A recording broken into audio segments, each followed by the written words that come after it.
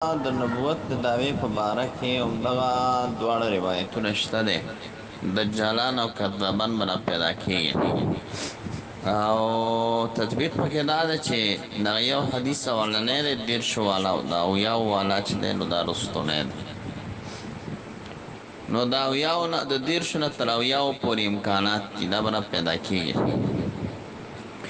او څومره پیدا شوي دي نو محترمه ښکاره خو تقریبا چې 9 ته رسیدلی دي او پټ پته نشته چې څومره به نو الله دې رحم وکړي او داسې روایات چې موږ واورو نو موږ ته د محدثینو د طرف نه داسې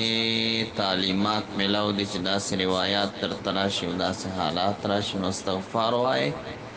او درود شریف ډیر وایي ځکه چې دا وخت به د فتنې وي او د فساد وي د فتنې او د فساد نه چې بس کېږئ نو په دې دوو شیانو باندې بچ کېږئ. ښه علامه نبهاني رحمهم الله په سعادت الدارین کې داسې لیکلي.